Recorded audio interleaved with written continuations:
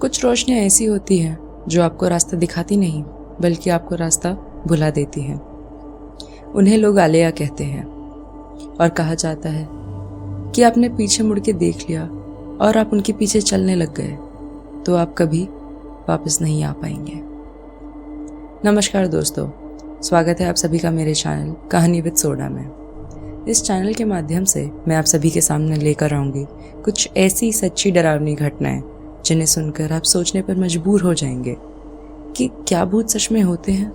तो आइए शुरू करते हैं। ये कहानी है बंगाल के सुंदरबन की, जहाँ रात होते ही ज़मीन और पानी की सीमा गायब होने लगती है। जैसे ही सूरज ढलता है और धुंध उठती है, ये जगह इंसानों की नहीं रहती और सज्जेलिया गांव के लोग इस बात को अच्छी तरीके से जानते थे। इसीलिए रात होते ही वहाँ कोई नहीं जाना पसंद करता था। लेकिन ये बात और शहर का एक आदमी अर्जुन 26 साल का वो नहीं मानता था। शहर में पढ़ा लिखा उसे ये सब बातें महज एक अंधविश्वास लगती थी। वो अपने पिता की मौत के बाद गांव वापस आया था। उसका मानना ये था कि आलिया आत्माएं नहीं, सिर्फ एक गैस होती हैं। उसकी कई बार उसके चाचा से इसी टॉपिक पे बहस भी हो जाया करती थी, क्योंकि उस गांव के सारे मछुआरे रात हुए बाद वहाँ नहीं जाया करते थे। लेकिन अर्जुन कहाँ मानने वाला था। उसने ठान लिया कि वो उस रात ज़रूर सुंदरबन में जाएगा और सारे गांव वालों को ये बता देगा कि आलिया सिर्फ एक गैस होती है। उसके चाचा ने बोला कि ठीक है, तू चला तो जा, लेकिन उनके पीछे मत जाना। अर्जुन ने अपना सामान पैक किया, फ़ोन, कंपास, पावर बैंक सब अपने बैग में रखा और वो निकल पड़ा सुंदरबन के लिए। सूरज ढल चुका था और सुंदरबन का पानी तेल नज़र आ रहा था। अर्जुन ने अपना फ़ोन चेक किया। उसके फ़ोन में बैटरी भी फुल थी और सिग्नल भी। तभी उसको वो नज़र आया, आलिया। वो नीली सफ़ेद रोशनी हवा में तैरती हुई, मानो अर्जुन से कुछ कह रही हो। वो परछाई भी नहीं बना रही थी। ना वो गर्म थी ना वो ठंडी, बस एक रोशनी। अब अर्जुन को थोड़ा थोड़ा डर लगने लगा, लेकिन मन ही मन उसने कहा ये सिर्फ एक गैस है। लेकिन उसकी आवाज़ में कॉन्फिडेंस नहीं था। तभी उसका फ़ोन तेज़ी से वाइब्रेट हुआ। उसने देखा सिग्नल 0 हो चुका था, बैटरी पूरी ड्रेन हो चुकी थी।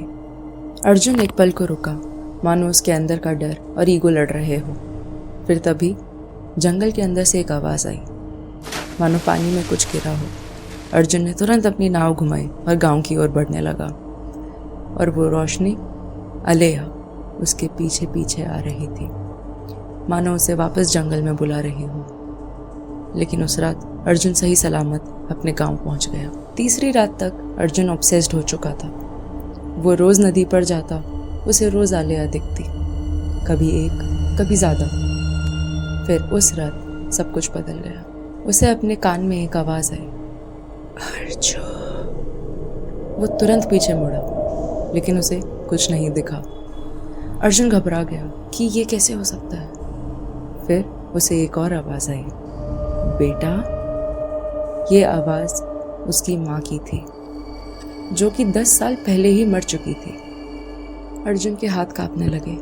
उसने खुद से कहा कि ये नहीं हो सकता। और तभी रोशनियाँ बढ़ने लगी, 3, 5, 7, और वो अर्जुन की नाव के आसपास गोल गोल घूमने लगी, जैसे मानो अंतिम संस्कार में हो। अर्जुन के ध्यान से देखने पर उसे उन रोशनियों में चेहरे नजर आने लगे, कुछ पहचाने हुए, कुछ जो सालों से गायब हो चुके हैं। उनकी आंखें थकी हुई, बेजान, सूजी हुई मछुआरे। उन्होंने एक साथ अपना मुंह खोला और कहा, हम थक गए हैं, हमें अपने साथ ले चलो। अगली सुबह अर्जुन नदी के किनारे बेहोश पड़ा मिला। उसके घर वालों ने जब उसे उठाया तो उसके होश उड़े हुए थे।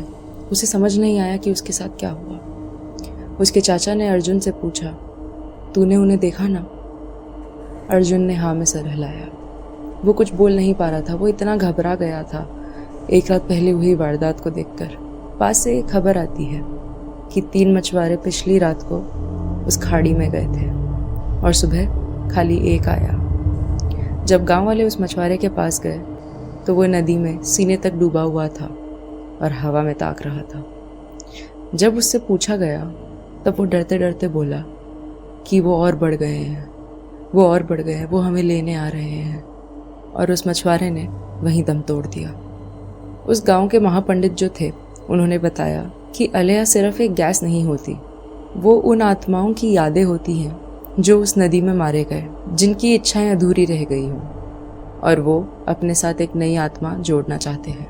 और शायद इसीलिए जब लोग उन्हें देखते हैं उन्हें आवाज़ आती है अपने नाम की कि कोई उन्हें पुकार रहा हो, और जब लोग उसके पीछे चले जाते हैं एक नई रोशनी, एक नया आलिया जन्म लेता है। ये रोशनियाँ जो होती हैं वो अपने साथ और रोशनियाँ जोड़ना चाहती हैं। अब अर्जुन को समझ आ चुका था कि कल रात आलिया उसका नाम क्यों ले रही थी। उसके पिताजी भी उसी खाड़ी में मरे थे, और हो ना हो वो शायद उसके पिताजी ही थे जो उसको अपनी जगह बुला रहे थे।